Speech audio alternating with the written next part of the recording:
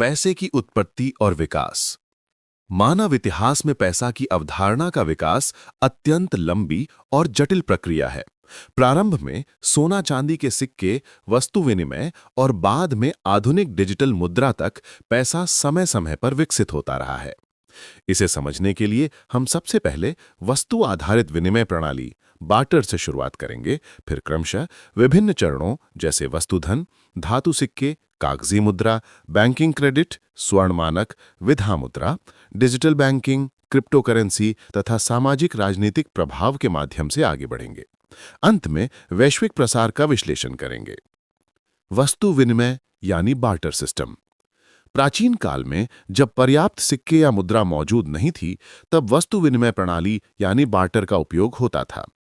इसमें दो व्यक्ति अपने अपने पास मौजूद वस्तुओं का सीधा आदान प्रदान करते थे। उदाहरण स्वरूप, कोई व्यक्ति गेहूं देकर तेल प्राप्त कर सकता था या मांस देकर कौड़ी यानी गहनों की बनावट में प्रयुक्त सीप ले सकता था। बाम्बुलोनी सभ्यता में 6000 ईसा पूर्व के आसपास ऐसे विनिमय प्रचलित थे, जहां खाद्य अनाज, वस्त्र, पशु आदि का लेन देन होता था। रोम साम्राज्य में सैनिकों को सैलरियम रूप में वेतन दिया जाता था। यह दर्शाता है कि नमक भी एक मूल्यवान वस्तु था और लोग इसे मुद्रा के रूप में प्रयोग करते थे। मध्ययुगीन यूरोप में भी वस्तुओं के आदान प्रदान की प्रथा रही। इटली या जर्मनी के व्यापारी अपने हाथ से बनी वस्तुएं दूध या अनाज के बदले में लेते थे। हालांकि वस्तु विनिमय में कई बाधाएं थीं। सबसे प्रमुख समस्या थी दोहरा मिलन यानी आदान प्रदान में दोनों पक्षों के पास ऐसी वस्तु होनी चाहिए जिसकी किसी को आवश्यकता हो और उसी के बदले उसकी वस्तु स्वीकार हो। उदाहरणार्थ, अगर किसी के पास कपड़े हैं और उसे अनाज चाहिए, तो उसे ऐसा व्यक्ति ढूंढना होगा जिसके पास अनाज हो और जिसकी आवश्यकता कपड़ों को हो। ये अक्सर मुश्किल होता था। साथ ही भारी भरकम वस्तुओं का परिवहन कठिन था। मान लीजिए कोई बर्तन देने जा रहा है तो दूसरे व्यक्ति को भी देसी जानवर या अनाज देना होगा, लेकिन लोग महीनों तक साथ घूम फिर कर सही लेन देन के मौके खोजने में लगे रहते थे। इन दोनों कारणों से व्यापार धीमा और अप्रभावी था। इन सीमाओं के कारण समाजों ने अधिक सुविधाजनक आदान प्रदान के साधनों की खोज की। शुरू में लोग पशु, अनाज, नमक जैसी उपयोगी वस्तुओं को मुद्रा के रूप में मानने लगे, जिसे बाद में वस्तुधन कहा गया। इससे लेन देन आसान हुआ क्योंकि एक निर्धारित मूल्य रखने वाला मान जैसे नमक या धातु शीघ्र ही अन्य वस्तुओं में बदला जा सकता था। वस्तुधन का विकास।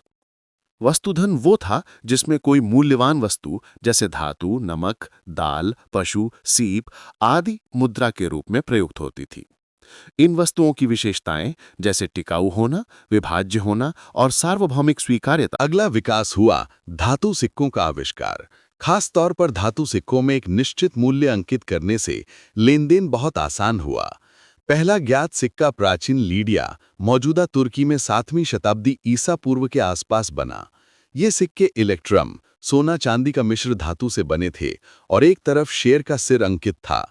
इस प्रकार तुलनात्मक रूप से छोटा सिक्का बनाने से लोगों को वजन तौल की परेशानी नहीं हुई।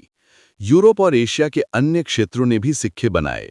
भारत में लगभग 6ठी शताब्दी ईसा पूर्व से पंचमार्क कॉइन प्रचलित हुए, जहां चांदी के टुकड़ों पर स्थानीय राजाओं के प्रतीक चिन्ह छापे गए। ये सिक्के विशेष पंच, छेनी से निशानित थे। चीन में भी प्राचीन काल से धातु सिक्के चलन में रहे। ज़ोउ राज्य में फावड़े जैसे सिक्के, स्पेड मनी और छुरी के आकार के सिक्के प्रचलित थे। आर्कियोलॉजिकल खोजों से ज्ञात है कि चीन में 7वीं-6ठी सदी ईसा पूर्व से ही फावड़े जैसे टोकन मुद्रा के रूप में प्रचलित थे। इन चित्रों में प्राचीन चीन के ज़ोउ काल के धातु फावड़े सिक्के दिखाए गए हैं। ज़ोउ साम्राज्य में ये पू बी नाम से जानी जाती थीं। साथ ही लीडिया के सोने चांदी के इलेक्ट्रम सिक्के, जिन पर सिंह का सिर उभरा होता था, को विश्व के पहले पहचान योग्य सिक्कों में से माना जाता है। पहले सिक्कों ने मुद्रा के रूप में एक स्थिरता और सार्वभौमिक स्वीकार्यता प्रदान की। साम्राज्यों ने ऊपर नीचे वे द्रव्य चिन्ह अंकित किए जो प्रतीकात्मक रूप से उनकी शक्ति और गौरव को दर्शाते थे। उदाहरण के लिए लीडिया के सिक्कों पर सिंह था, जो साम्राज्य का प्रतीक था। धातु सिक्कों के अलावा बाद में गोल्ड और सिल्वर के बड़े सिक्के, जैसे रोमन डिनारियस, प्राचीन यूनान का ड्रचमा, आम हो गए। 1वीं सदी ईसा पूर्व में रोम और यूनान में गोल्ड चांदी के स्थिर मानक पर आधारित सिक्के चले। मध्यकाल में मंगोल साम्राज्य से लेकर मुगल भारत तक सोने व चांदी की मुद्राएं चलन में रही। इन सिक्कों ने महत्वपूर्ण व्यापारिक मार्गों पर मध्यस्थता की, जिससे विभिन्न सभ्यताओं के बीच आर्थिक संपर्क बढ़े। कागजी मुद्रा का आरंभ और प्रसार, paper money from China to Europe. धातु सिक्कों के बाद कागजी मुद्रा का आगमन नवाचार की नई लहर लेकर आया। सबसे पहले प्राचीन चीन में तैग वंशकाल 7वीं से 10वीं सदी ईसवी में कुछ व्यापारी उड़ी हुई धन नाम की शर्तपत्रियां यानी फ्लाइंग मनी इस्तेमाल करने लगे थे। लेकिन वास्तविक ठोस कागजी मुद्रा का पहला संस्थागत रूप सोंग वंश 960 से 1279 से प्रकट हुआ। इसके तहत चीन ने 11वीं सदी में सरकारी नोट जारी करना शुरू किया, जिन्हें ज्याओ जी कहा गया। ये कागज के टुकड़े पहले तो मूलतः सुअरों की खाल या कपड़े से बने थे, पर बाद में इन पर राज्य की मोहर लगने लगी। चीन में कागजी मुद्रा ने बहुत जल्दी लोकप्रियता हासिल की, क्योंकि इससे भारी भरकम मुद्रा ले जाने की समस्या समाप्त हो गई। हालांकि कागजी नोटों की अनियंत्रित छपाई से महंगाई भी बढ़ी, पर इनका प्रयोग शहरी व्यापार और अंतर प्रांतीय लेनदेन में क्रांति लेकर आया। मंगोल युआन वंश के तहत तो कागज पैसे को कानूनी रूप से ही बेहतरीन मुद्रा घोषित कर दिया गया था। यूरोप में कागजी मुद्रा का आगमन अपेक्षाकृत देरी से हुआ। मार्को पोलो और अन्य यात्रियों ने 13वीं और 14वीं सदी में चीन में चल रहे कागज पैसे का वर्णन लिखा, लेकिन वास्तविक तौर पर यूरोपीय बैंकों ने 17वीं सदी में ही नोट जारी करना शुरू किया। उदाहरण के लिए स्टॉकहोम्स बैंक स्वीडन ने 1661 में विश्व का पहला बैंक नोट छापा। यह बैंक यूहान पॉम्स्टक्स द्वारा स्थापित था। थोड़े ही समय में इसने वित्तीय संकट के कारण बंद हो गया, लेकिन इसने बैंक नोट चलाने का रास्ता दिखाया। उस परस्पर विश्वास और यथार्थता का अभाव था, जिसे कागज या अल्पता मौलिक प्रणाली को आसान बनाने के लिए जरूरत थी। 1694 में स्थापित बैंक ऑफ इंग्लैंड ने भी शुरुआत में सरकारी कर्ज के बदले चेकबुक जैसे साधन दिए और समय के साथ अपने नोट जारी करने लगा। 18वीं सदी के अंत तक यूरोप में कई देशों ने अपने केंद्रीय बैंक बनाए और कागज नोट प्रमुख मुद्रा बन गए। समाप्त होते बढ़ते साम्राज्यों और उभरती अर्थव्यवस्थाओं में कागज मुद्रा का प्रसार तेज हुआ। अमेरिका में 1690 में मैसाचुसेट्स में सबसे पहले कॉलोनियों में सरकारी ऋण चुकाने के लिए प्रिंटेड नोट जारी किए। उपनिवेशों जैसे भारतीय उपमहाद्वीप में ब्रिटिश शासकों द्वारा भी कागजी रुपए का प्रचलन शुरू हुआ। कुल मिलाकर चीन में जन्मी इस नई वित्तीय तकनीक ने सैकड़ों साल बाद यूरोपीय कारोबार में भी क्रांति ला दी। बैंकिंग एवं ऋण प्रणाली की उत्पत्ति, birth of banking and credit system. शताब्दियों तक मुद्रा विनिमय ने व्यापार की राह खोली, लेकिन व्यापार के बढ़ते दायरे और जटिलताओं ने बैंकिंग और क्रेडिट की आवश्यकताएं पैदा की। मध्ययुगीन यूरोप में पहले व्यवसायी और धार्मिक संस्थाएं बैंकर के रूप में उभरी। उदाहरण के लिए 12वीं शताब्दी में घुड़सवार तीर्थयात्रियों ने नाइट टेम्पलर के किले में धन जमा किया और उन्हें कागजी ऋण पत्र यानी लेटर ऑफ क्रेडिट देकर ईरान पहुंचकर निकालने की सुविधा मिली। इस प्रकार धन की भारी भरकम भारवाही समाप्त हो गई। 13वीं-15वीं शताब्दी के दौरान इटली के शहरों ने आधुनिक बैंकिंग प्रणाली के बीज बोए। वेनिस, जिनोवा और फ्लोरेंस जैसे व्यापारिक बंदरगाह ने दूर दराज व्यापार हेतु वित्तीय उत्पाद विकसित किए। इनोवेशन की श्रेणी में जमा सेविंग्स ऋण पत्र यानी बिल ऑफ एक्सचेंज और गिरवी वसूली शामिल थे। 17वीं-18वीं शताब्दी में बैंक की भूमिका स्थापित करने वाले परिवारों में फ्लोरेंस के प्रसिद्ध मेडिसी, बार्दी और पेरुज्जी आदि शामिल थे। मेडिसी परिवार ने 1397 में इटाली के शहर फ्लोरेंस में मेडिसी बैंक की स्थापना की, जो बाद में यूरोप की सबसे प्रतिष्ठित बैंकों में एक बना। बैंक ने पापालय को ऋण दिए और यूरोपीय व्यापारिक लेनदेन को सुगम बनाया। मध्ययुगीन काल में बैंकों ने उधार देने तथा व्यापारियों का धन मैनेजमेंट करके आर्थिक गतिशीलता को बढ़ावा दिया। हालांकि तत्कालीन चर्च ने ब्याज लेना सूदखोरी मानकर मना किया था, पर फिर भी व्यापार और शासकों की आवश्यकताएं देखते हुए इन संस्थाओं को सहन किया गया। उल्लेखनीय है कि बैंकों के आधुनिक स्वरूप की जड़ें मध्यकालीन इटली में विकसित हुई क्रेडिट प्रणालियों में है। 12वीं शताब्दी तक जमा से धन रोकने जैसी वित्तीय सेवाएं लंबी दूरी के व्यापार को चलाने में लगी थीं। वेनिस इस समय का सबसे पहले बैंकिंग केंद्रों में से एक था। यहाँ जिनोवा भी इसी प्रकार विकसित हुआ और यूरोपीय मध्ययुगीन अर्थव्यवस्था की कहानी फ्लोरेंस के बैंकिंग परिवारों मेडिसी, बार्दी, पेरुज्जी से अलग नहीं की जा सकती। बाद के काल में जब नया राष्ट्र राज्य उभरे तो मौजूदा देशों ने केंद्रीय बैंक स्थापित किए। विश्व का पहला केंद्रीय बैंक स्वीडन की रिक्सबैंक थी 1668 में, जिसे स्टॉकहोम्स बैंक से अलग करके बनाया गया। उसी समय 1694 में इंग्लैंड का बैंक ऑफ इंग्लैंड बना। इन बैंकों का मूल उद्देश्य था सरकार को ऋण देना और मुद्रा का नियमन करना। फ्रांस में बैंक ऑफ फ्रांस 1800 यूरोपीय हीन मुद्रास्फीति को नियंत्रित करते तथा राज्य को वित्त देना था। इन प्रारंभिक केंद्रीय बैंकों ने नोट जारी किए, जो व्यापक रूप से स्वीकार्य हुआ और कई मामलों में निजी नोट इश्यू की जगह ले ली। स्वर्ण मानक और उसका पतन। 19वीं सदी में स्वर्ण मानक प्रणाली काफी लोकप्रिय हुई। इसके अंतर्गत प्रत्येक देश की मुद्रा की कीमत सोने से बांधी जाती थी। उदाहरण के लिए ग्रेट ब्रिटेन ने 1717 में गलती से सोने को महंगा निर्धारित कर दिया, जिससे चांदी के सिक्के प्रचलन से बाहर हो गए। 19वीं सदी में ब्रिटेन विश्व की आर्थिक शक्तिशील बन गया और उसने सोने पर आधारित मुद्रा व्यवस्था को अपनाया। 1870 के बाद कई देशों ने खुली स्वर्ण मानक प्रणाली अपना ली, जिससे अंतर्राष्ट्रीय व्यापार में मुद्रा विनिमय के लिए सोने का आधार बनाया गया। दूसरे शब्दों में, एक निश्चित दर पर मुद्रा को सोने से बदला जा सकता है। इसने देशों को निश्चित विनिमय दर बनाए रखने में मदद की। उदाहरण स्वरूप, यदि एक देश का व्यापार घाटा हुआ, तो वो सोने का भुगतान करके अपने मुद्रा की आपूर्ति को संतुलित करता। हालांकि 20वीं सदी की शुरुआत में विश्व युद्धों ने इस प्रणाली को कमजोर कर दिया। प्रथम विश्व युद्ध के दौरान अधिकांश देशों ने अतिरिक्त मुद्रा छापकर खर्च बढ़ाया, जिससे सोने के भंडार खिसकने लगे। 1930 के दशक में वैश्विक आर्थिक मंदी, ग्रेट डिप्रेशन आई, जिसके कारण स्वर्ण मानक को विराम देना पड़ा। ब्रिटेन ने 1931 में, अमेरिका ने 1933 में आधिकारिक रूप से स्वर्ण मानक को त्याग दिया। इस तरह से परंपरागत स्वर्ण बंधी मुद्रा व्यवस्था का पतन हुआ और आधुनिक फियाट प्रणाली की शुरुआत हुई। सोने का आदर्शिक मूल्यांकन दर्शाने के लिए ये सुवर्ण बारों की तस्वीर प्रासंगिक है। इन दरबारों की जमाखोरी की नीति पूरी तरह खत्म होते हुए 20वीं सदी में कई देश स्वर्ण मानक को त्याग बैठे। ब्रिटेन ने 1931 में और अमेरिका ने 1933 में इसका बहुत पहले डगमगाना शुरू कर दिया, क्योंकि सोने को मुद्रा के रूप में बांधने से सरकारों की मौद्रिक नीतियां असुरक्षित हो रही थीं। उन्होंने अंततः इसे छोड़ दिया। विधा मुद्रा एवं केंद्रीय बैंकों की भूमिका राय रखते हैं, जो वैश्विक लेनदेन को स्थिर बनाता है। समग्रतः दुनिया में पैसा प्राचीन व्यापारिक मार्गों और विजय से हुआ प्रसार आज ई बैंकिंग, अंतर्राष्ट्रीय वित्तीय नीतियों और डिजिटल तकनीक की बदौलत और भी तेजी से हो रहा है। इतिहास देखें तो 16वीं सदी के स्पेनिश डॉलर की वैश्विक भूमिका से लेकर 21वीं सदी के क्रिप्टो करेंसी तक मुद्रा लगातार विकसित हो रही है, जिसमें सामाजिक, राजनीतिक और वैज्ञानिक सभी तत्वों का योगदान है।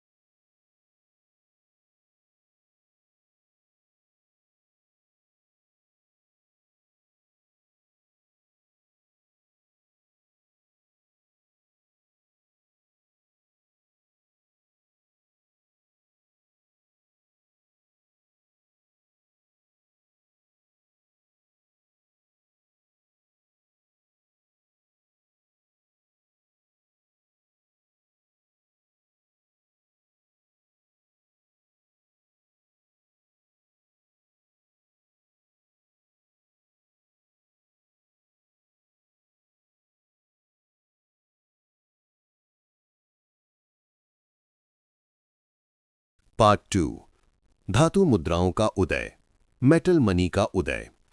धातु के सिक्कों की कहानी मानव सभ्यता के आर्थिक विकास का एक ऐसा अध्याय है जिसने पहली बार मूल्य को स्थिर, पोर्टेबल और भरोसेमंद रूप दिया। प्राचीन व्यापारियों को जब यह महसूस हुआ कि अनाज, पशु, नमक और कपड़े जैसी वस्तुओं को हर बार मापना, ढोना और सुरक्षित रखना मुश्किल है, तभी धातुओं की ओर पहला कदम बढ़ा। सोना, चांदी, तांबा, कांसा, इलेक्ट्रम यानी सोना चांदी का मिश्र धातु जैसी धातुएं दुर्लभ होने के साथ साथ ले जाने में आसान थीं, जल्दी खराब नहीं होती थीं, इनका वजन स्थिर था और इन्हें पिघलाकर नई आकृति दी जा सकती थी। धातुओं में इस स्थिरता और टिकाऊपन की वजह से वे प्राकृतिक रूप से मूल्य संग्रह का माध्यम बन गए। पहले इन धातुओं को सिर्फ टुकड़ों के रूप में तौला जाता था, जिन पर कोई आधिकारिक निशान नहीं होता था। लेकिन जैसे जैसे व्यापार बढ़ा, विवाद बढ़े, कौन सी धातु कितनी शुद्ध है, कौन सा टुकड़ा किसके द्वारा दिया गया है, कौन धातु मिलावटी है इत्यादि। इसी समस्या ने आधिकारिक सिक्कों का जन्म करवाया। सबसे पहले लीडिया नामक सभ्यता, आज का तुर्की, ने लगभग 600 ईसा पूर्व दुनिया के पहले मानकीकृत सिक्के बनाए। इन सिक्कों में शेर का प्रतीक अंकित होता था, जो राज्य की मोहर का संकेत था, और यह दर्शाता था कि सिक्के का मूल्य राजा द्वारा सत्यापित है। यह विचार इतना क्रांतिकारी था कि कुछ ही 100 वर्षों में सिक्के दुनिया के बड़े हिस्से में फैल गए। भारत में भी महाजनपदों के काल में पंच चिन्हित सिक्के आए, जिन पर पंचिंग करके राजा, गणराज्य या व्यापारी संघों की मोहर लगाई जाती थी। चीन ने भी अपनी विशिष्ट शैली विकसित की, जहां सिक्के गोल होते थे लेकिन बीच में वर्गाकार छेद होता था ताकि उन्हें डोरियों में पिरोकर ले जाया जा सके। दुनिया भर की सभ्यताओं ने धीरे धीरे धातु मुद्राओं को अपनाकर व्यापार के हर पहलू को आसान बना दिया, चाहे वह छोटे बाजारों का लेन देन हो या विशाल साम्राज्यों का कर संग्रह। रोमन साम्राज्य ने सिक्कों को आर्थिक प्रशासन का मुख्य आधार बनाया। सम्राट का चेहरा सिक्कों पर अंकित होने से सिक्के राजकीय अधिकार का प्रतीक बन गए। ये विचार बाद में इस्लामी खलीफाओं, यूरोपीय राजाओं और एशियाई साम्राज्यों तक फैल गया। सिक्कों के माध्यम से राजा अपनी सत्ता भी दिखाता और अर्थव्यवस्था को नियंत्रित भी। परंतु सिक्का निर्माण की राजनीति ने एक और समस्या को जन्म दिया। राजा समय समय पर धातु की शुद्धता कम करके सिक्के जारी करने लगा ताकि अधिक धन छापा जा सके। इससे महंगाई और आर्थिक अस्थिरता बढ़ती गई। यही समस्याएं बाद में कागजी नोटों के जन्म का कारण बनी। पार्ट 3 कागजी मुद्रा का जन्म। कागजी मुद्रा की उत्पत्ति मानव सभ्यता की आर्थिक कल्पनाशीलता का वो क्षण है जिसने धन को भौतिक वस्तु से अलग कर प्रतीकात्मक मूल्य बना दिया। सबसे पहले चीन ने कागजी मुद्रा का उपयोग किया और ये विचार विश्व के लिए इतना नया था कि इसे स्वीकार करने में लगभग 800-900 साल लग गए। चीन के तैंग वंश यानी 618 से 907 ईस्वी के समय व्यापारी अक्सर लंबी दूरी के व्यापार में भारी सिक्कों को ले जाने से परेशान रहते थे। इसलिए उन्होंने सिक्कों को जमा करके प्रमाण पत्र यानी नोट या रिसीट ले जाना शुरू किया। ये निजी व्यापारी संस्थाओं द्वारा जारी किए गए शुरुआती नोट थे। इन्हें फ्लाइंग मनी भी कहा जाता था क्योंकि इन्हें ले जाना हल्का और आसान था। समय के साथ सरकार ने इन पर नियंत्रण कर लिया और पहली बार सोंग डायनेस्टी ने आधिकारिक कागजी मुद्रा जारी की। ये मानव इतिहास का पहला अवसर था जब किसी केंद्रीय सत्ता ने कहा कि कागज की ये चिट्ठी सिक्के जितनी मूल्यवान मानी जाएगी। चीन की कागजी मुद्रा इतनी प्रभावी साबित हुई कि बड़े साम्राज्यों और रेशम मार्गों के व्यापारी इसे देखकर दंग रह जाते थे। जब मार्को पोलो चीन पहुंचे तो उन्होंने अपनी पुस्तकों में लिखा कि कैसे चीन में कागज को सोने की तरह स्वीकार किया जाता है और पूरा साम्राज्य उसी से चलता है। लेकिन उस समय दुनिया के दूसरे हिस्सों में इस विचार को समझने में बहुत समय लगा, क्योंकि अधिकांश सभ्यताएं वास्तविक धातु को ही सच्चा धन मानती थीं। कागजी नोटों की सबसे बड़ी समस्या ये थी कि यदि बहुत अधिक छापे जाएं तो उनकी कीमत गिर जाती है। चीन में भी बाद में यही हुआ। अत्यधिक नोट छापने के कारण महंगाई बढ़ी और जनता का विश्वास टूट गया। इस कारण कुछ समय के लिए नोट चलन से बाहर भी हो गए। यूरोप ने कागजी मुद्रा को बहुत देर से अपनाया। लगभग 17वीं सदी में जब व्यापार, युद्ध और उपनिवेशवाद तेजी पर था, तब सोने और चांदी की कमी होने लगी। बैंकों और सोने के व्यापारियों ने जमा किए गए सोने के बदले रसीद देना शुरू किया, जिसे कोई भी व्यक्ति बाद में सोने में बदल सकता था।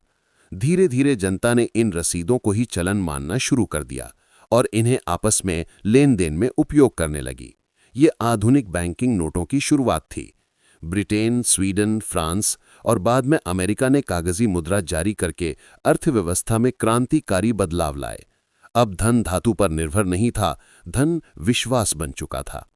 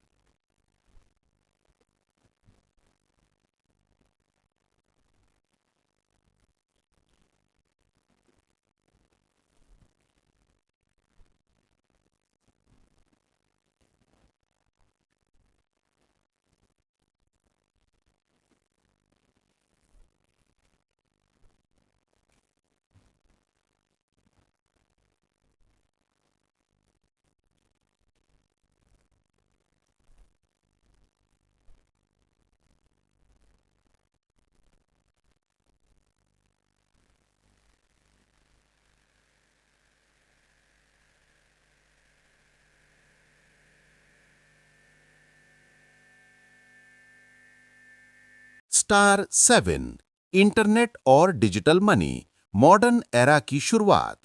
1990 के बाद इंटरनेट के तेजी से फैलने के साथ ग्लोबल कॉमर्स में डिजिटल ट्रांजैक्शंस आने लगे। पेपैल ने ऑनलाइन पेमेंट्स को आसान बनाया। बैंक्स ने मोबाइल बैंकिंग शुरू की।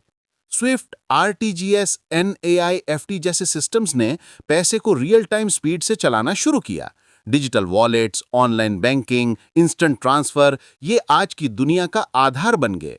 पैसा अब कागज या सिक्का नहीं रहा, बल्कि डेटा पैकेट्स बन गया। आज दुनिया में जितना पैसा है उसका 95% डिजिटल है। Bank balances, digital wallets, online assets. वास्तविक नोट सिर्फ 5% है। आधुनिक बैंकिंग, क्रेडिट सिस्टम और वैश्विक आर्थिक ढांचे का विस्तार। जैसे जैसे व्यापार विश्व स्तर पर फैलने लगा, बैंकिंग संस्थान आर्थिक गतिविधियों के केंद्र में आते गए। 18वीं और 19वीं सदी में औद्योगिक क्रांति के साथ बैंकों ने पूंजी का बड़ा प्रवाह कंपनियों, उद्योगपतियों और सरकारों तक पहुंचाया। पहले जो बैंक केवल जमा और ऋण तक सीमित थे, वे अब बड़े बड़े औद्योगिक प्रोजेक्ट, रेल मार्गों, जहाज निर्माण, कोयला खदानों और मशीनरी निर्माण में धन लगाने लगे। इसे वित्तीय पूंजीवाद का पहला चरण कहा जा सकता है। इसी दौरान यूरोप और अमेरिका में वित्तीय बाजार यानी फाइनेंशियल मार्केट्स उभरने लगे, जहां कंपनियां जनता से धन जुटाने के लिए शेयर बेचती थीं। बैंक इन कंपनियों को मूल्यांकन, पूंजी, लोन और निवेशकों से जोड़ने का काम करते थे। समय के साथ बैंक आर्थिक शक्ति का प्रतीक बन गए, इतने प्रभावशाली कि वे राष्ट्रों की नीतियों को प्रभावित करने लगे। 19वीं से 20वीं सदी की शुरुआती वर्षों में पूरी दुनिया गोल्ड स्टैंडर्ड के ढांचे में बंधी हुई थी, जिसमें हर देश को अपने नोटों के बदले एक निश्चित मात्रा में सोना रखने की बाध्यता थी।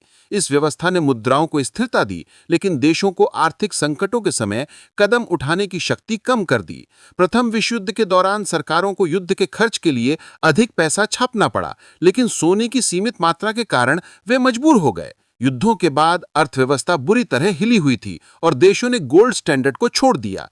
1930 की दशक की महामंदी यानी ग्रेट डिप्रेशन ने विश्व अर्थव्यवस्था को बता दिया कि मुद्रा को धातु पर आधारित रखने की नीति अब टिकाऊ नहीं रही।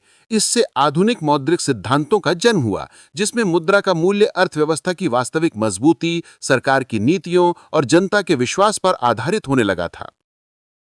द्वितीय विश्व युद्ध के बाद 1944 में ब्रेटन वुड्स सिस्टम बनाया गया, जिसमें दुनिया की वित्तीय व्यवस्था को अमेरिकी डॉलर के आधार पर स्थिर किया गया और डॉलर को तय दर पर सोने से जोड़ा गया। इससे अंतर्राष्ट्रीय व्यापार को एक स्थिर आधार मिला। साथ ही IMF और वर्ल्ड बैंक जैसी संस्थाएं बनाई गईं, जो वैश्विक आर्थिक स्थिरता और विकास का समन्वय करती थीं।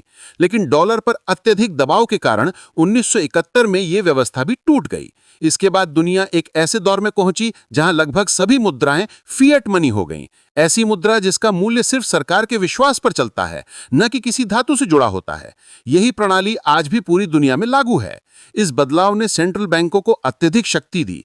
वे एक दरें तय करते हैं, आर्थिक वृद्धि को नियंत्रित करते हैं, महंगाई पर नजर रखते हैं और जरूरत पड़ने पर बड़े पैमाने पर पैसा भी छापते हैं। 20वीं सदी के अंतिम वर्षों में बैंकिंग ने एक और क्रांतिकारी बदलाव देखा, डिजिटलाइजेशन। कंप्यूटरों के आने से लेन देन अब कागज पर नहीं बल्कि इलेक्ट्रॉनिक रिकॉर्ड्स में होने लगे। बैंक शाखाओं की जरूरत कम होने लगी और ATM मशीनें, debit card, credit card, net banking, real time भुगतान प्रणालियां और मोबाइल बैंकिंग आने लगे। इसने दुनिया को कैशलेस ट्रांजैक्शंस की ओर ढकेल दिया, जिसमें पैसे का रूप सिर्फ स्क्रीन पर दिखाई देने वाले अंकों का हो गया। अब गरीब से गरीब व्यक्ति भी UPI, mobile wallet, QR code की मदद से वैश्विक वित्तीय व्यवस्था में शामिल हो सकता है। इस क्रांति ने बैंकिंग को लोकतांत्रिक बना दिया। पहले जो सुविधा सिर्फ अमीरों को मिलती थी, वो अब हर नागरिक की जेब में मौजूद मोबाइल फोन में आने लगी। इसी अवधि में क्रेडिट सिस्टम ने भी जबरदस्त विस्तार किया। Credit card, personal loan, home loan, business financing और माइक्रो फाइनेंस जैसी अवधारणाएं दुनिया भर में लोकप्रिय हुईं। क्रेडिट की विस्तारवादी नीतियों ने लोगों को कार, घर, शिक्षा, व्यापार हर चीज के लिए पूंजी उपलब्ध करा दी। इससे अर्थव्यवस्था में तेजी आई। लेकिन ऋण आधारित उपभोक्तावाद ने 2008 की ग्लोबल फाइनेंशियल क्राइसिस जैसी घटनाओं को भी जन्म दिया, जहां बैंकों द्वारा अत्यधिक और बिना सोचे समझे कर्ज देने से पूरी वैश्विक व्यवस्था हिल गई। इस घटना ने दिखाया कि बैंकिंग जितनी पावरफुल है, उतनी ही खतरनाक भी। डिजिटल बैंकिंग, इंटरनेट क्रांति, ब्लॉकचेन, क्रिप्टो और भविष्य की वैश्विक मुद्रा। बहुत बड़े बड़े लगातार बने रहने वाले विस्तृत पैराग्राफ। डिजिटल टेक्नोलॉजी की शुरुआत ने बैंकिंग व्यवस्था को पूरी तरह बदल दिया और धन के स्वरूप को भौतिक से डिजिटल में परिवर्तित कर दिया। 20वीं सदी के अंतिम वर्षों में जब कंप्यूटर बैंक शाखाओं के भीतर आने लगे, तब पहली बार लेन देन इलेक्ट्रॉनिक रिकॉर्ड्स में दर्ज होने लगे। इसके बाद इंटरनेट के उदय ने बैंकिंग को शाखाओं की दीवारों से निकालकर सीधे लोगों के हाथों में पहुंचा दिया। अब कस्टमर को धन भेजने, बिल भरने, खाते की जानकारी देखने या निवेश करने के लिए बैंक जाने की जरूरत नहीं थी।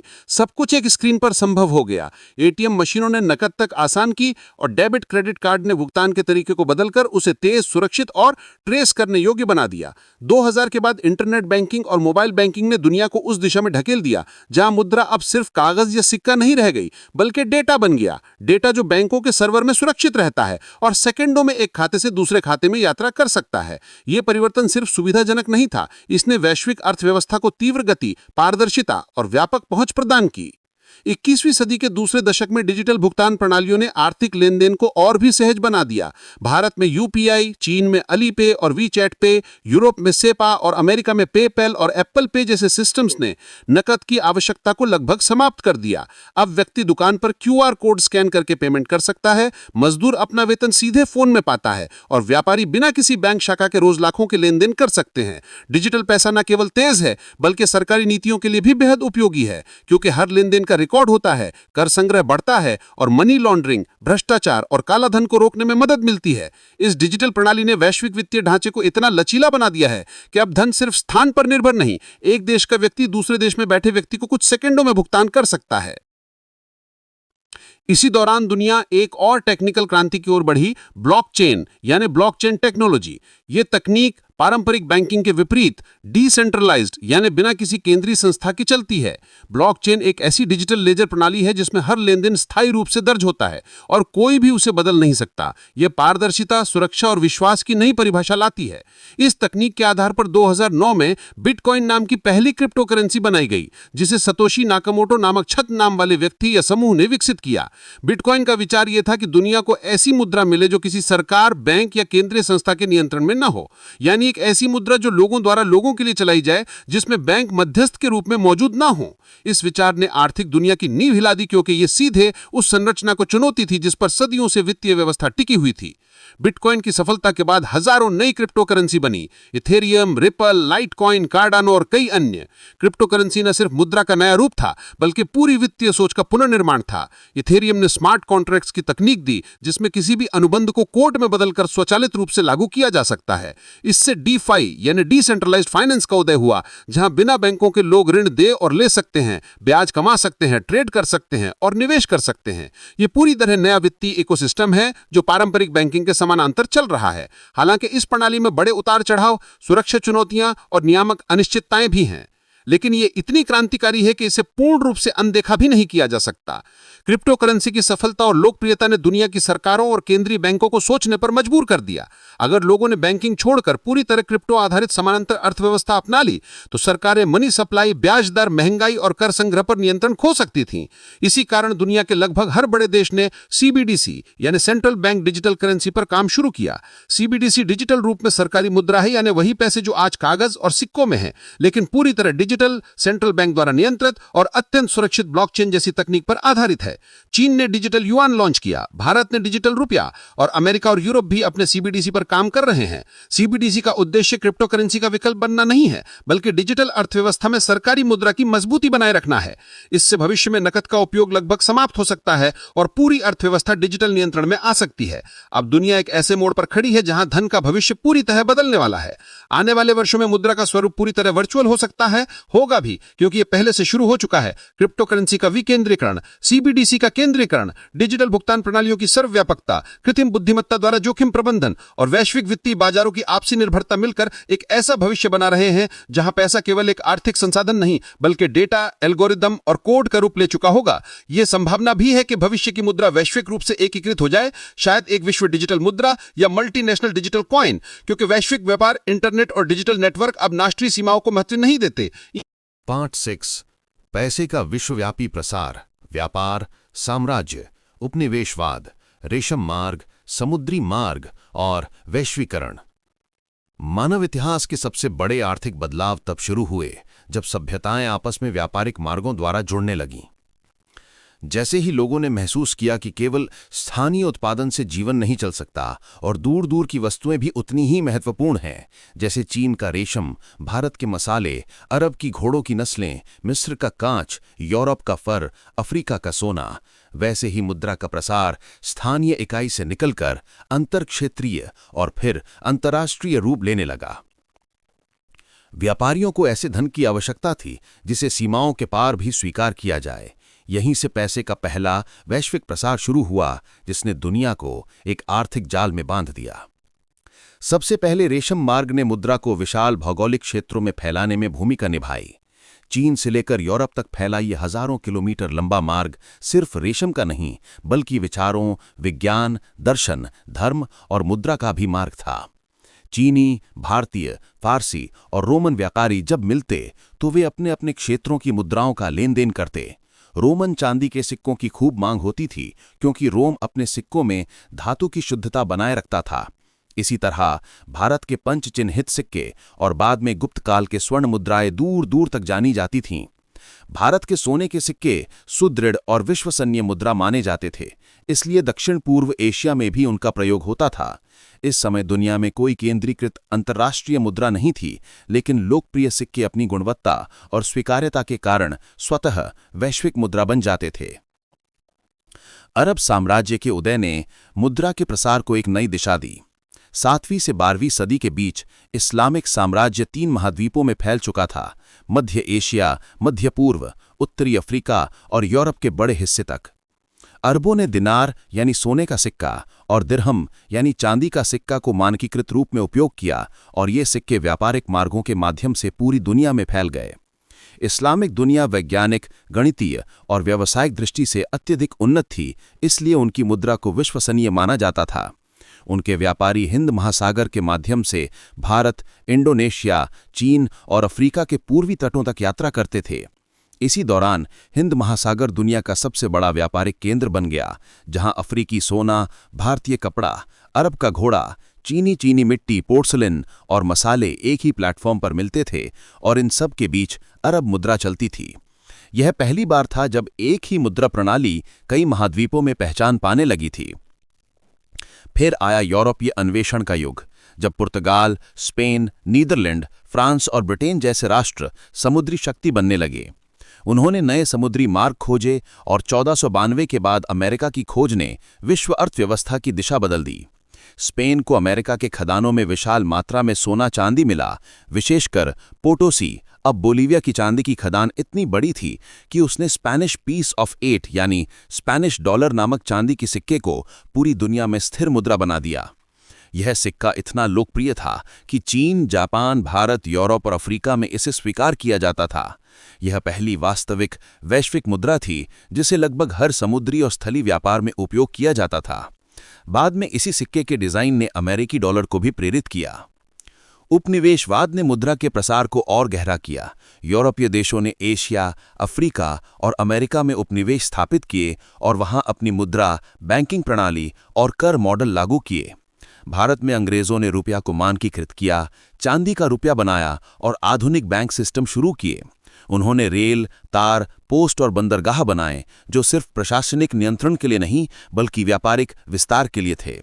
इस दौरान दुनिया एक वैश्विक आर्थिक नेटवर्क में बदल चुकी थी, जिसमें यूरोप केंद्र था और उपनिवेश संसाधन प्रदान करते थे। मुद्रा का प्रसार अब सिर्फ भौतिक सिक्कों और नोटों में नहीं रहा, बल्कि वित्तीय संरचना के रूप में फैलने लगा। बैंक, बीमा कंपनियां, निवेश और बाद में स्टॉक मार्केट उपनिवेशों में पहुंचने लगे। 20वीं सदी तक आते आते युद्धों ने भी मुद्रा के वैश्विक प्रसार को प्रभावित किया। प्रथम और द्वितीय विश्व युद्ध के दौरान देशों को अत्यधिक धन की आवश्यकता थी, इसलिए उन्हें कर्ज, अंतर्राष्ट्रीय व्यापार, मुद्रा नियंत्रण और बैंकिंग समझौतों की जरूरत पड़ी। युद्धों के बाद डॉलर सबसे मजबूत मुद्रा बनकर उभरा और अमेरिका विश्व अर्थव्यवस्था का केंद्र बन गया। डॉलर की वैश्विक शक्ति ने अन्य देशों की मुद्रा नीतियों को भी प्रभावित किया। इसके बाद ब्रेटन वुड्स प्रणाली, IMF, विश्व बैंक और बाद में विश्व व्यापार संगठन जैसे संस्थानों ने मुद्रा के अंतर्राष्ट्रीय प्रवाह को और अधिक नियंत्रित और संगठित किया। आज के समय में मुद्रा का प्रसार पहले की तरह भौतिक मार्गों से नहीं बल्कि डिजिटल नेटवर्क से होता है। अंतर्राष्ट्रीय व्यापार, स्विफ्ट नेटवर्क, विदेशी मुद्रा बाजार, विश्व banking system, credit card network, UPI जैसी प्रणालियां और क्रिप्टो करेंसी ने दुनिया को ऐसा नेटवर्क दे दिया है जिसमें मुद्रा सीमाओं को नहीं मानती। आज एक देश की आर्थिक नीति दूसरे महाद्वीपों के बाजारों को प्रभावित करती है। दुनिया की वित्तीय प्रणाली इतनी जुड़ चुकी है कि किसी भी बड़े बैंक या देश की समस्या वैश्विक संकट पैदा कर सकती है। इसी को आधुनिक वैश्वीकरण की वित्तीय वास्तविकता कहा जाता है। 20वीं सदी के अंत और 21वीं सदी की शुरुआत ने दुनिया को पैसे के इतिहास में सबसे तेज और सबसे गहरा परिवर्तन लाया, डिजिटल मनी का जन्म। जिस तरह मुद्राएं धातु से कागज और फिर बैंकिंग नंबरों तक यात्रा करती थीं, उसी तरह अब वे पूरी तरह डेटा बन गईं। यह परिवर्तन सिर्फ तकनीकी नहीं था, इसने मानव सभ्यता के लेन देन करने के तरीके को जड़ से बदल दिया। इंटरनेट बैंकिंग के आने से लोगों को पहली बार यह एहसास हुआ कि पैसा अब किसी भौतिक वस्तु का नहीं बल्कि डिजिटल रिकॉर्ड का नाम है। एटीएम कार्ड, डेबिट कार्ड और बाद में नेट बैंकिंग ने खर्च, बचत और व्यापार को पहले से 100 गुना तेज कर दिया। इस बदलाव ने बैंकों की परंपरागत भूमिका को चुनौती दी, क्योंकि अब बैंक सिर्फ पैसे रखने वाली जगह नहीं थे, वे एक डिजिटल नेटवर्क बन चुके थे जिनमें हर सेकंड करोड़ों ट्रांजैक्शंस बह रहे थे। जब स्मार्टफोन 2010 के बाद हर हाथ में आने लगे तो डिजिटल भुगतान ने एकदम विस्फोटक गति पकड़ी। Mobile wallet, QR code scan, OTP आधारित भुगतान, वास्तविक समय लेन देन जैसे आईएमपीएस ने पैसों को मोबाइल की स्क्रीन में बदल दिया। भारत ने इस क्षेत्र में जो सबसे बड़ी क्रांति की, उसका नाम है UPI, unified payment interface. UPI ने दुनिया को दिखाया कि पैसे भेजना और प्राप्त करना उतना ही आसान हो सकता है जितना किसी को मैसेज भेजना। कैश काउंटर, चेंज, बैंक शाखाएं सब अप्रासंगिक हो गए। सिर्फ भारत में ही कुछ वर्षों में 1000 करोड़ से अधिक लेन देन हर महीने यूपीआई पर होने लगे और यह दुनिया का सबसे तेज, सबसे सस्ता, सबसे सुरक्षित इंफ्रास्ट्रक्चर बन गया। यूपीआई ने दिखाया कि डिजिटल पैसा सिर्फ सुविधा नहीं बल्कि आर्थिक लोकतंत्रीकरण का साधन है। पहले जहां बैंकिंग सिर्फ शहरों और अमीर वर्ग तक सीमित थी, वहां अब एक ग्रामीण व्यक्ति भी क्यूआर कोड से भुगतान ले सकता था और डिजिटल अर्थव्यवस्था में हिस्सा बन सकता था। लेकिन डिजिटल पैसे का सबसे बड़ा परिवर्तन 2008 में हुआ, जब सातोशी नाकामोटो नाम के एक रहस्यमयी व्यक्ति समूह ने बिटकॉइन का जन्म करवाया। यह मानव इतिहास में पहली बार हुआ कि कोई मुद्रा बैंक, सरकार, कंपनी या किसी संस्था के बिना पूरी तरह विकेंद्रीकृत रूप में अस्तित्व में आई। बिटकॉइन का वास्तविक नवाचार ब्लॉकचेन तकनीक था, एक ऐसी सिस्टम जिसमें हर लेन देन हजारों कंप्यूटरों में एक साथ दर्ज होता है और जिसे कोई बदल नहीं सकता। इससे मुद्रा पहली बार इंसानों के इतिहास में गैर सरकारी हुई। इसके पीछे का दर्शन था पैसे का नियंत्रण जनता के हाथ में, न कि सरकारों और बैंकों में। यही कारण है कि क्रिप्टो करेंसी ने पूरी दुनिया में वित्तीय स्वतंत्रता, गोपनीयता और तकनीकी नवाचार की बहस खड़ी कर दी। ब्लॉकचेन ने दुनिया को यह सोचने पर मजबूर किया कि पैसा आखिर है क्या? क्या वो कागज का टुकड़ा है जिसे सरकार कहे, या वो कोई डिजिटल कोड है जिसे लोग स्वतः स्वीकार कर लें? ब्लॉकचेन आधारित क्रिप्टो करेंसीज जैसे एथेरियम, लाइटकॉइन, सोलाना आदि ने पैसे को प्रोग्रामेबल बना दिया, जहां लेन देन स्मार्ट कॉन्ट्रैक्ट के जरिए अपने आप बिना इंसानी दखल के हो सकते हैं। इसने वित्तीय अनुप्रयोगों की एक नई दुनिया बनाई जिसे W3 या DeFi कहा जाता है, जहां बैंकिंग सेवाएं जैसे लोन, ब्याज, निवेश, ट्रेडिंग सारा कुछ एल्गोरिथम के द्वारा चलता है। पारंपरिक बैंकिंग को यह परिवर्तन वैसा ही चुनौती दे रहा है जैसा इंटरनेट ने अखबारों और डीवीडी कंपनियों को दी थी। क्रिप्टो करेंसी की बढ़ती लोकप्रियता ने दुनिया के सेंट्रल बैंकों को भी जागरूक किया। उन्हें एहसास हुआ कि यदि वे डिजिटल मुद्रा नहीं बनाएंगे तो लोग धीरे धीरे सरकार द्वारा संचालित मुद्राओं को छोड़कर निजी डिजिटल मुद्राओं की ओर चले जाएंगे। इसी सोच से जन्म हुआ CBDC यानी सेंट्रल बैंक डिजिटल करेंसी, जिसे भारत में डिजिटल रुपी और चीन में डिजिटल युआन कहा जाता है। CBDC एक तरह का सरकारी डिजिटल पैसा है जो बिल्कुल कागजी नोट की तरह वैध होता है, लेकिन पूरी तरह डिजिटल रूप में अस्तित्व रखता है। इसका सबसे बड़ा लाभ यह है कि इसमें ट्रांजैक्शन तेज, सस्ते और पारदर्शी होते हैं। साथ ही सरकार को मनी सप्लाई पर अधिक नियंत्रण मिलता है। भविष्य में कई देश CBDC को UPI और क्रिप्टो के बीच का पुल बनाने वाले कदम के रूप में देखते हैं, जहां डिजिटल भुगतान पूरी तरह सुरक्षित, सरकारी नियंत्रण में, लेकिन आधुनिक रूप में संचालित होंगे। अब दुनिया ऐसे मोड़ पर खड़ी है जहां पैसा वैश्विक रूप ले रहा है। पहले हर देश की मुद्रा स्थानीय थी, अंतर्राष्ट्रीय व्यापार डॉलर पर चलता था और कोई एक वैश्विक मुद्रा नहीं थी।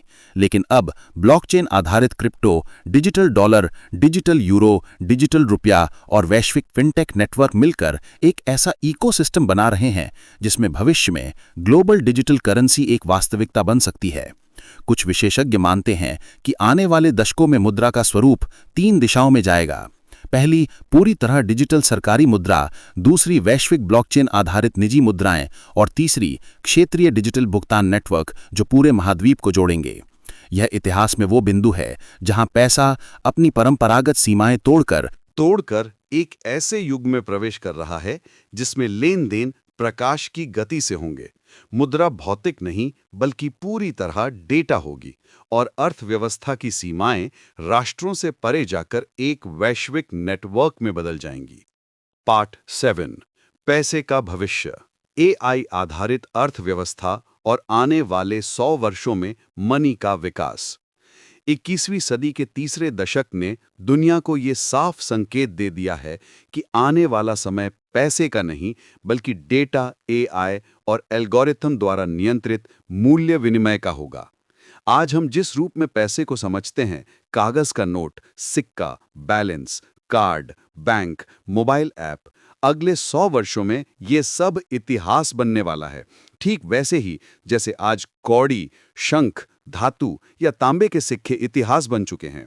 पहले पैसा भौतिक वस्तु था, फिर मूल्य का प्रतीक बना, फिर डिजिटल संख्या में बदला और अब वो एक ऐसे इंटेलिजेंट डिजिटल एसेट में परिवर्तित होने जा रहा है जो स्वयं निर्णय ले सकता है कि उसे कब, कहां और कैसे उपयोग होना चाहिए। एआई इस परिवर्तन का केंद्र है। जिस तरह इंटरनेट ने दुनिया को जोड़ा और ब्लॉकचेन ने भरोसे के बिना लेन-देन को संभव बनाया, उसी तरह एआई पैसे की स्मार्टनेस को अनलॉक करने जा रहा है। भविष्य के पैसे में हर डिजिटल यूनिट एक मिनी एल्गोरिथम की तरह होगी, जिसे सरकार निर्देश दे सकेगी कि वो किन परिस्थितियों में खर्च हो सके और किन में नहीं, जिससे अर्थव्यवस्था का नियंत्रण अब तक के इतिहास में पहले कभी नहीं देखी गई सटीकता से संभव होगा। आने वाले समय में एआई रन इकोनॉमी ऐसी होगी जहां पैसा सिर्फ लेन-देन नहीं बल्कि व्यवहार नियंत्रण का साधन होगा। सेंट्रल बैंक डिजिटल करेंसी की अगली पीढ़ी में प्रोग्रामेबल मनी का उपयोग होगा। मतलब सरकार किसी समूह को दिया गया पैसा सिर्फ शिक्षा, स्वास्थ्य या भोजन पर खर्च होने के लिए प्रोग्राम कर सकती है। इससे भ्रष्टाचार कम होगा लेकिन व्यक्तिगत स्वतंत्रता भी सीमित हो सकती है। दूसरी ओर निजी कंपनियां एआई एल्गोरिदम के आधार पर लोगों के खर्च करने की आदतें समझेंगी और उन आदतों के अनुसार कस्टमाइज्ड वित्तीय उत्पाद बनाएंगी। एक व्यक्ति की कमाई, खर्च, पसंद, जोखिम क्षमता, निवेश का पैटर्न सब कुछ एआई रियल टाइम में विश्लेषण करेगा और उसके लिए व्यक्तिगत आर्थिक निर्णय लेगा। ये उस आर्थिक मॉडल की शुरुआत है जिसमें मानव अपनी वित्तीय जिंदगी का नियंत्रण पूरी तरह एआई एडवाइजर्स के हाथ में सौंप देगा, जो पल पल बदलते डेटा के आधार पर सबसे अच्छे निर्णय लेंगे। अगले 100 वर्षों में सीमाएं और राष्ट्रवाद आर्थिक रूप से बहुत कमजोर हो जाएंगे। पहले व्यापार देशों के बीच होता था, फिर कंपनियों के बीच होने लगा और अब वेब3 और ब्लॉकचेन की वजह से व्यक्ति व्यक्ति के बीच सीधे होने लगा है। इसका परिणाम यह है कि भविष्य में मुद्रा किसी एक देश का उत्पाद नहीं रहेगी। जैसे आज एक ईमेल दुनिया में कहीं भी भेजा जा सकता है, वैसे ही पैसा भी सीमा रहित यानी बॉर्डरलेस हो जाएगा। मल्टीनेशनल कंपनियां, ब्लॉकचेन नेटवर्क और ग्लोबल एआई सिस्टम मिलकर ग्लोबल डिजिटल करेंसी पैदा करेंगे जिसे हर देश स्वीकार करेगा। ये मुद्रा पूरी दुनिया का कॉमन वैल्यू सिस्टम बनेगी, कुछ वैसा ही जैसे अंग्रेजी भाषा आज वैश्विक भाषा है। इन डिजिटल मुद्राओं का नियंत्रण किसी सरकार के बजाय एआई समितियों, अंतर्राष्ट्रीय संस्थाओं और बड़े टेक्नोलॉजिकल नेटवर्क के पास होगा, जिससे दुनिया धीरे धीरे एक संयुक्त आर्थिक नेटवर्क में बदल जाएगी। आने वाले 100 वर्षों में एनर्जी बेस्ड करेंसी का भी जन्म संभव है, जहां पैसा बिजली, सोलर पावर, बैटरी स्टोरेज या कंप्यूटेशनल एनर्जी के आधार पर जारी होगा। जैसे आज सोना सीमित है, वैसे ही भविष्य में ऊर्जा को सीमित संसाधन मानकर उससे जुड़ी मुद्रा बनाई जा सकती है। इस मॉडल को कई वैज्ञानिक पोस्ट फिएट एरा कहते हैं। ये वो युग होगा जहां पैसा सरकार की इच्छा से नहीं बल्कि तकनीकी संसाधनों, ऊर्जा उत्पादन और वैश्विक साइबरनेटिक सिस्टम पर निर्भर होगा। AI ये तय करेगा कि किस क्षेत्र में कितनी मुद्रा प्रवाहित होनी चाहिए, कौन सा उद्योग गिरावट में है और किस सेक्टर को बढ़ावा देना है। मानव की भूमिका धीरे धीरे कम होती जाएगी और अर्थव्यवस्था मशीन टू मशीन ट्रांजैक्शन पर चली जाएगी, जहां रोबोट, AI एजेंट, ऑटोमेटेड फैक्ट्रियां और सेल्फ ड्राइविंग लॉजिस्टिक नेटवर्क विश्व अर्थव्यवस्था के मुख्य खिलाड़ी होंगे और वे खुद पैसे का उपयोग करेंगे। लेकिन इस भविष्य का एक बड़ा पहलू निगरानी और नियंत्रण भी होगा, क्योंकि जब पैसा पूरी तरह डिजिटल होगा और हर लेन देन सरकारी या AI नेटवर्क में दर्ज होगा, तो प्राइवेसी लगभग खत्म हो जाएगी। सरकारें किसी भी नागरिक की वित्तीय गतिविधियों को पल पल देख सकेंगी। यह सुरक्षा, अपराध नियंत्रण और टैक्स की दृष्टि से अच्छा होगा, बट व्यक्तिगत स्वतंत्रता के दृष्टिकोण से खतरनाक भी हो सकता है। इससे दो दुनिया बन सकती हैं, एक जहां सब कुछ ट्रेसेबल, मॉनिटर और कंट्रोल्ड होगा, और दूसरी जहां लोग गोपनीयता के लिए डिसेंट्रलाइज्ड क्रिप्टो, प्राइवेट ब्लॉकचेन और AI छिपे हुए नेटवर्क की ओर भागेंगे। ये संघर्ष आने वाली सदी की सबसे बड़ी बहस होगी, स्वतंत्रता वर्सेस सुरक्षा, गोपनीयता वर्सेस नियंत्रण और सरकारी मुद्रा वर्सेस व्यक्तिगत मुद्रा। अंत में आने वाले 100 वर्षों में पैसा अपने सबसे विकसित रूप में आर्टिफिशियल वैल्यू एंटिटी बन जाएगा, मतलब ऐसा मूल्य जो ना तो भौतिक होगा, ना सिर्फ डेटा, बल्कि एक स्वायत्त AI आधारित सेल्फ रेगुलेटिंग एसेट होगा। ये वो युग होगा जिसमें पैसा केवल वस्तुओं और सेवाओं का विनिमय नहीं करेगा, बल्कि मानव प्रगति, ऊर्जा प्रवाह, सामाजिक स्थिरता, पर्यावरणीय संतुलन और वैश्विक टेक्नोलॉजिकल नेटवर्क के आधार पर स्वयं को समायोजित करेगा। ये इतिहास में पहली बार होगा कि पैसा मानव द्वारा नियंत्रित नहीं होगा, बल्कि मानव पैसे द्वारा नियंत्रित होगा। पार्ट 6। पैसे का विश्वव्यापी प्रसार, व्यापार, साम्राज्य, उपनिवेशवाद, रेशम मार्ग, समुद्री मार्ग और वैश्वीकरण। मानव इतिहास के सबसे बड़े आर्थिक बदलाव तब शुरू हुए जब सभ्यताएं आपस में व्यापारिक मार्गों द्वारा जुड़ने लगी। जैसे ही लोगों ने महसूस किया कि केवल स्थानीय उत्पादन से जीवन नहीं चल सकता और दूर दूर की वस्तुएं भी उतनी ही महत्वपूर्ण हैं, जैसे चीन का रेशम, भारत के मसाले, अरब की घोड़ों की नस्लें, मिस्र का कांच, यूरोप का भर, अफ्रीका का सोना, वैसे ही मुद्रा का प्रसार स्थानीय इकाई से निकलकर अंतरक्षेत्रीय और फिर अंतर्राष्ट्रीय रूप लेने लगा। व्यापारियों को ऐसे धन की आवश्यकता थी जिसे सीमाओं के पार भी स्वीकार किया जाए। यहीं से पैसे का पहला वैश्विक प्रसार शुरू हुआ, जिसने दुनिया को एक आर्थिक जाल में बांध दिया। सबसे पहले रेशम मार्ग ने मुद्रा को विशाल भौगोलिक क्षेत्रों में फैलाने में भूमिका निभाई। चीन से लेकर यूरोप तक फैला यह हजारों किलोमीटर लंबा मार्ग सिर्फ रेशम का नहीं बल्कि विचारों, विज्ञान, दर्शन, धर्म और मुद्रा का भी मार्ग था। चीनी, भारतीय, फारसी और रोमन व्यापारी जब मिलते तो वे अपने अपने क्षेत्रों की मुद्राओं का लेनदेन करते थे। रोमन चांदी के सिक्कों की खूब मांग होती थी, क्योंकि रोम अपने सिक्कों में धातु की शुद्धता बनाए रखता था। इसी तरह भारत के पंच चिन्हित सिक्के और बाद में गुप्त काल के स्वर्ण मुद्राएं दूर दूर तक जानी जाती थी। भारत के सोने के सिक्के सुदृढ़ और विश्वसनीय मुद्रा माने जाते थे, इसलिए दक्षिण पूर्व एशिया में भी उनका प्रयोग होता था।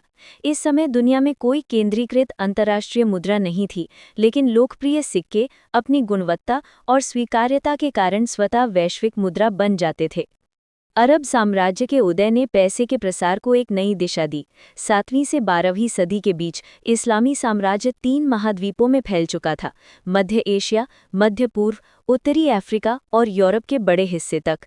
अरबों ने दीनार, सोने का सिक्का, और दिरहम, चांदी का सिक्का, को मानकीकृत रूप में उपयोग किया और ये सिक्के व्यापारिक मार्गों के माध्यम से पूरी दुनिया में फैल गए। इस्लामी दुनिया वैज्ञानिक, गणितीय और व्यावसायिक दृष्टि से अत्यधिक उन्नत थी, इसलिए उनकी मुद्रा को विश्वसनीय माना जाता था। उनके व्यापारी हिंद महासागर के माध्यम से भारत, इंडोनेशिया, चीन और अफ्रीका के पूर्वी तटों तक यात्रा करते थे।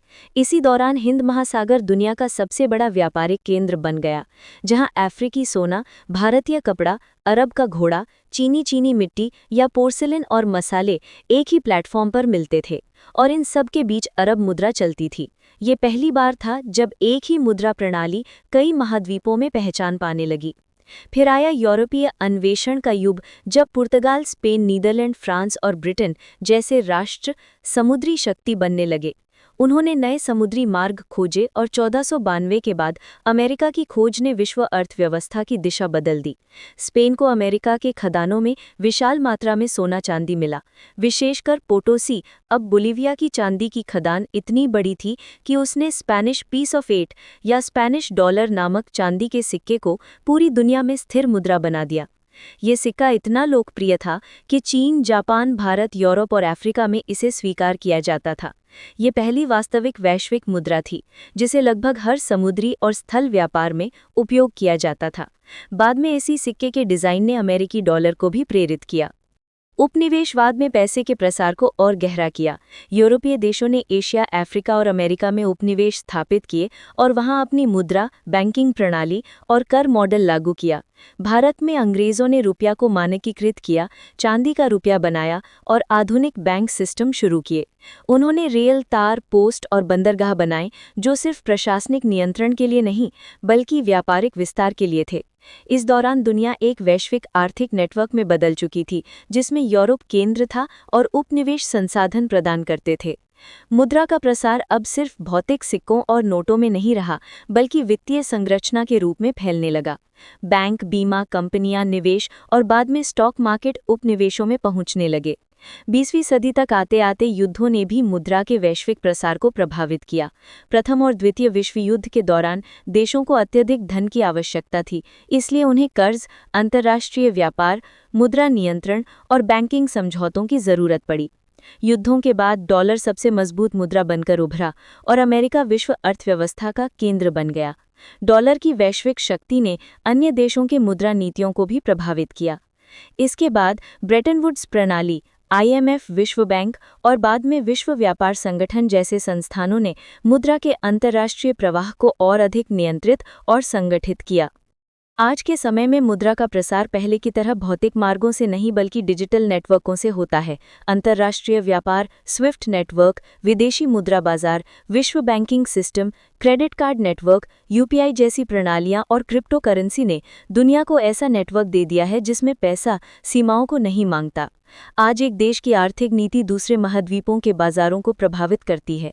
दुनिया की वित्तीय प्रणाली इतनी जुड़ चुकी है कि किसी भी बड़े बैंक या देश की समस्या वैश्विक संकट पैदा कर सकती है। इसी को आधुनिक वैश्वीकरण की वित्तीय वास्तविकता कहा जाता है। 20वीं सदी के अंत और 21वीं सदी की शुरुआत ने पैसे के इतिहास में सबसे तेज और सबसे गहरा परिवर्तन लाया। डिजिटल मनी का जन्म। जिस तरह मुद्राएं ने धातु से कागज और फिर बैंकिंग नंबरों तक यात्रा की थी, उसी तरह अब वे पूरी तरह डेटा बन गई थी। ये परिवर्तन सिर्फ तकनीकी नहीं था, इसने मानव सभ्यता के लेन देन करने के तरीके को जड़ से बदल दिया। इंटरनेट बैंकिंग के आने से लोगों को पहली बार ये एहसास हुआ कि पैसा अब किसी भौतिक वस्तु का नहीं बल्कि डिजिटल रिकॉर्ड का नाम है। ATM कार्ड, डेबिट कार्ड और बाद में नेट बैंकिंग ने खर्च, बचत और व्यापार को पहले से 100 गुना तेज कर दिया। इस बदलाव ने बैंकों की परंपरागत भूमिका को चुनौती दी क्योंकि अब बैंक सिर्फ पैसे रखने वाली जगह नहीं थे, वे एक डिजिटल नेटवर्क बन चुके थे जिनमें हर सेकंड करोड़ों ट्रांजैक्शन बह रहे थे। जब स्मार्टफोन 2010 के बाद हर हाथ में आने लगे तो डिजिटल भुगतान ने एकदम विस्फोटक गति पकड़ी। Mobile wallet, QR code scan, OTP आधारित भुगतान, वास्तविक समय ट्रांजैक्शन जैसे IMPS ने पैसों को मोबाइल की स्क्रीन में बदल दिया। भारत ने इस क्षेत्र में जो सबसे बड़ी क्रांति की उसका नाम है UPI। UPI ने दुनिया को दिखाया कि पैसे भेजना और प्राप्त करना उतना ही आसान है जितना किसी को मैसेज भेजना। कैश काउंटर, चेंज, बैंक शाखाएं सब अप्रासंगिक हो गए। सिर्फ भारत में ही कुछ वर्षों में 1000 करोड़ से अधिक लेन देन हर महीने UPI पर होने लगे और ये दुनिया का सबसे तेज, सबसे सस्ता, सबसे सुरक्षित इंफ्रास्ट्रक्चर बन गया। UPI ने ये दिखाया कि डिजिटल पैसा सिर्फ सुविधा नहीं बल्कि आर्थिक लोकतांत्रिकरण का साधन है। पहले जहां बैंकिंग सिर्फ शहरों और अमीर वर्ग तक सीमित थी, वहां अब एक ग्रामीण व्यक्ति भी QR कोड से भुगतान ले सकता था और डिजिटल अर्थव्यवस्था में हिस्सा बन सकता था। लेकिन डिजिटल मनी का सबसे बड़ा परिवर्तन 2008 में हुआ जब सातोशी नाकामोटो नाम के एक रहस्यमयी व्यक्ति समूह ने बिटकॉइन का जन्म कराया। ये मानव इतिहास में पहली बार हुआ कि कोई मुद्रा बैंक, सरकार, कंपनी या किसी संस्था के बिना पूरी तरह विकेंद्रीकृत डिसेंट्रलाइज्ड रूप में अस्तित्व में आई। बिटकॉइन का वास्तविक नवाचार ब्लॉकचेन तकनीक थी, एक ऐसी सिस्टम जिसमें हर लेन देन हजारों कंप्यूटरों में एक साथ दर्ज होता है और जिसे कोई बदल नहीं सकता। इससे मुद्रा पहली बार इंसानों के इतिहास में गैर सरकारी हुई। इसके पीछे का दर्शन था पैसे का नियंत्रण जनता के हाथ में, न कि सरकारों और बैंकों में। यही कारण है कि क्रिप्टो करेंसी ने पूरी दुनिया में वित्तीय स्वतंत्रता, गोपनीयता और तकनीकी नवाचार की बहस खड़ी कर दी। ब्लॉकचेन ने दुनिया को ये सोचने पर मजबूर किया कि पैसा आखिर है क्या? क्या वो कागज का टुकड़ा है जिसे सरकार कहे, या वो कोई डिजिटल कोड है जिसे लोग स्वतः स्वीकार कर लें? ब्लॉकचेन आधारित क्रिप्टो करेंसी जैसे इथेरियम, लाइटकॉइन, सोलाना आदि ने पैसे को प्रोग्रामेबल बना दिया, जहां लेन देन स्मार्ट कॉन्ट्रैक्ट के जरिए अपने आप बिना इंसानी दखल के हो सकते हैं। इसने वित्तीय अनुप्रयोगों की एक नई दुनिया बनाई, जिसे वेब3 या DeFi कहा जाता है, जहां बैंकिंग सेवाएं जैसे लोन, ब्याज, इन्वेस्टमेंट, ट्रेडिंग सारा कुछ एल्गोरिदम के द्वारा चलता है। पारंपरिक बैंकिंग को ये परिवर्तन वैसा ही चुनौती दे रहा है जैसा इंटरनेट ने अखबारों और DVD कंपनियों को दी थी। क्रिप्टो करेंसी की बढ़ती लोकप्रियता ने दुनिया के सेंट्रल बैंकों को भी जागरूक किया। उन्हें एहसास हुआ कि यदि वे डिजिटल मुद्रा नहीं बनाएंगे तो लोग धीरे धीरे सरकार द्वारा संचालित मुद्राओं को छोड़कर निजी डिजिटल मुद्राओं की ओर चले जाएंगे।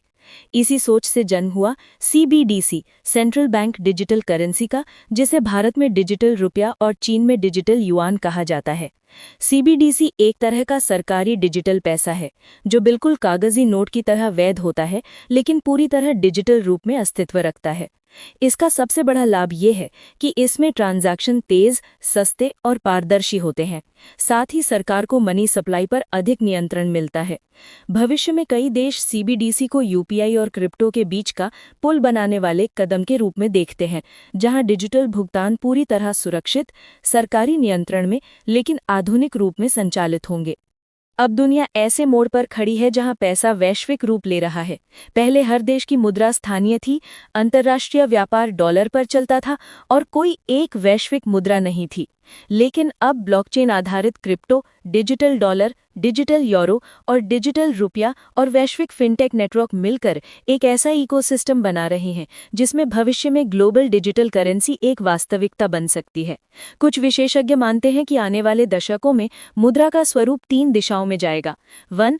पूरी तरह डिजिटल सरकारी मुद्रा, 2. वैश्विक ब्लॉकचेन आधारित निजी मुद्राएं और 3. क्षेत्रीय डिजिटल भुगतान नेटवर्क जो पूरे महाद्वीप को जोड़ेंगे। ये मानव इतिहास का वो बिंदु है जहां पैसा अपनी पारंपरिक सीमाएं तोड़कर एक ऐसे युग में प्रवेश कर रहा है जिसमें लेन देन प्रकाश की गति से होंगे। मुद्रा भौतिक नहीं बल्कि पूरी तरह डेटा होगी और अर्थव्यवस्था की सीमाएं राष्ट्रों से परे जाकर एक वैश्विक नेटवर्क में बदल जाएंगी। पार्ट 7, पैसे का भविष्य, AI